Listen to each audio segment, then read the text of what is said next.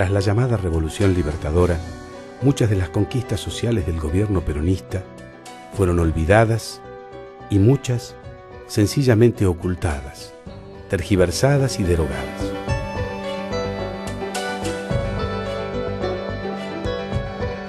Después de bombardear al pueblo desarmado, el general Aramburu y el almirante Rojas se encargaron por decreto de expropiar y concentrar toda la documentación del gobierno peronista. Libros, folletos, discursos o decretos que mencionaran la maldita palabra Perón fueron ocultados y secuestrados, así como lo hicieron con el cadáver de Evita durante 16 años. Creyeron que el pueblo lo iba a olvidar y a juzgar como tirano. No solo el pueblo no lo olvidó, sino que fue a ellos a quienes juzgó, volviendo a elegir a su líder como presidente de todos los argentinos. Pero otras dictaduras asolaron al país. Tuvieron que pasar 60 años para que se votara una ley que reconociera otra verdad histórica. Un acontecimiento que hasta hoy había permanecido en las tinieblas de la historia. Se hizo ley el día de la gratuidad de la enseñanza universitaria. El presidente de la Nación Argentina decreta: suspéndase con anterioridad al 20 de junio de 1949 el cobro de los aranceles universitarios actualmente en vigor.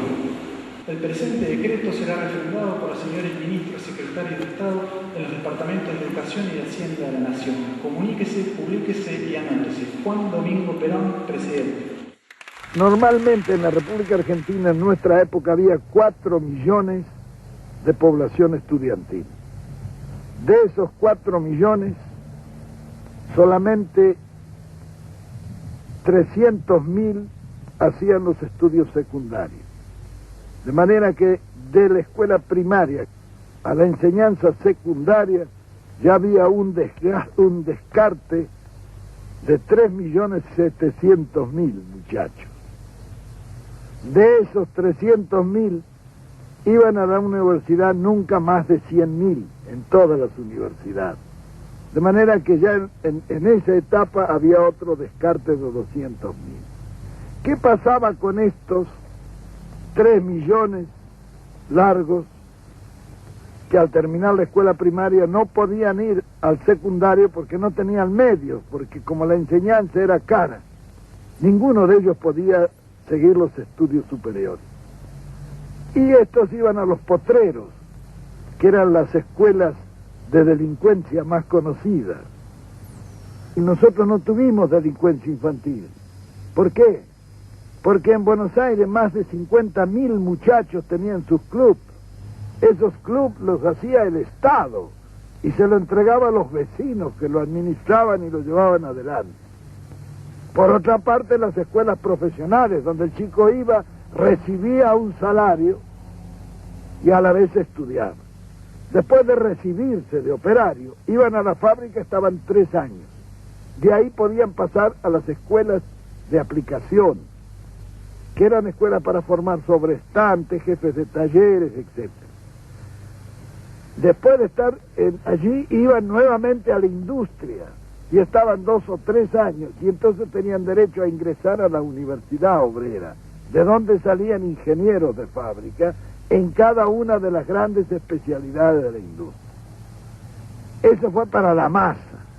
Es decir, en esto se contempló un panorama de conjunto y se hizo la conquista más grande, fue que allí la universidad se llenó de hijos de obreros, donde antes estaba solamente admitido el oligarca, porque la forma de llevar al oligarca es poner altos aranceles, entonces solamente puede ir el que lo paga. Nosotros suprimimos todos los aranceles. Para la universidad no había ni derechos de exámenes ni nada, era gratis, totalmente gratis, el Estado pagaba eso. De manera que tanto el pobre como el rico podía ir. Era un crimen que estuviéramos seleccionando materia gris en círculos de 100.000 personas cuando lo podíamos seleccionar en 4 millones, que hubieran salido más abundantes. Ese cambio se produjo un 22 de noviembre de 1949, fecha en que Juan Domingo Perón suprimió todos los aranceles universitarios y permitió que todo el pueblo pudiera acceder a la educación superior.